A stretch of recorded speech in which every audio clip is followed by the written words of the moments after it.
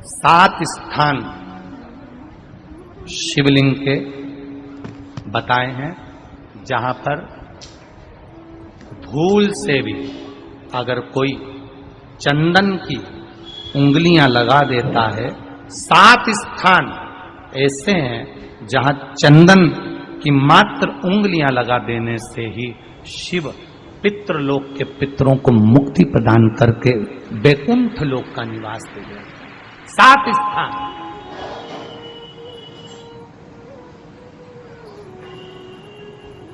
और वो 7 स्थान जो चंदन के बताए गए हैं, पहला भगवान देवाधिदेव महादेव के शिवलिंग पर चंदन का लेपन। समझ लेना जरा बहुत अच्छे से। आपको लगता है स्वप्न में कोई मुर्दे दिख रहे हैं या कोई जल रहा है या कोई मर रहा है या कोई चला गया है, ऐसा भय लगता है। बच्चों को मानी भेजूंगी ऐसा हो जाएगा, पति को मानी भेजूंगी ऐसा हो जाएगा, कोई हमारे कोई गलत तो नहीं कर रहा है, आपको लगता है। 7 स्थान चंदन के बताएं हमारे। पहला शिवलिंग, दूसरा जहां गणेश जी का स्थान है, मालूम है ना सबको? जम के बोलो जरा, मालूम है ना सबको? जहां गणेश जी का स्थान है वहां अलग से गणेश जी बैठे, वहां नहीं। शिवलिंग में जलाधारी के ठीक सामने राइट में गणेश, लेफ्ट में कार्तिकेय, बीच में अशोक सुंदरी।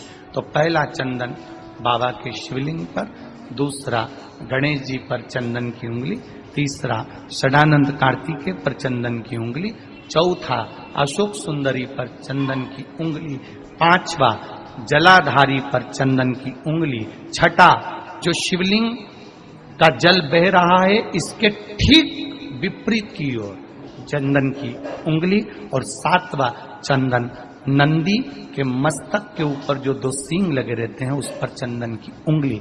ये कब लगाई जाती है? या तो अमावस्या के दिन। आपको लगता है कि हमारे पूर्वजों का उद्धार नहीं हुआ, हमारे पूर्वजों का कल्याण नहीं हुआ, कहीं अधोगति में कोई चला गया है, उसका बस एक बार, रोज नहीं जरूरत है, प्रतिदिन जरूरत ही नहीं,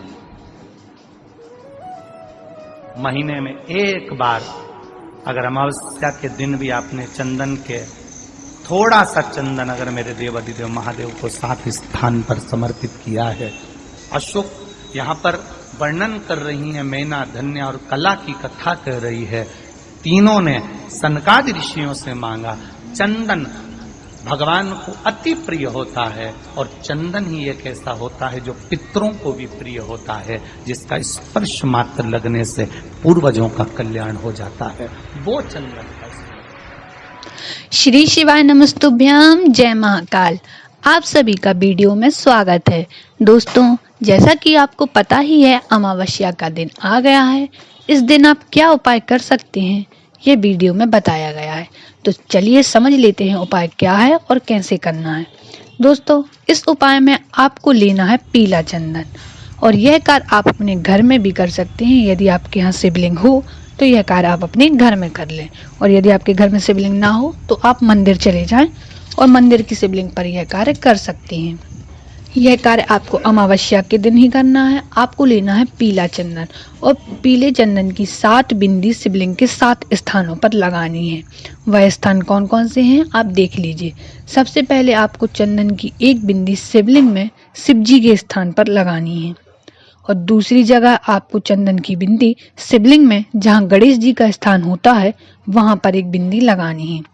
तीसरी बिंदी आपको शिवलिंग में जहाँ कार्तिकेय जी का स्थान होता है, आपको तीसरी बिंदी वहां लगानी है, और चौथी बिंदी शिवलिंग में जहाँ माता अशोक सुंदरी का स्थान है, आपको चौथी बिंदी वहां लगानी है।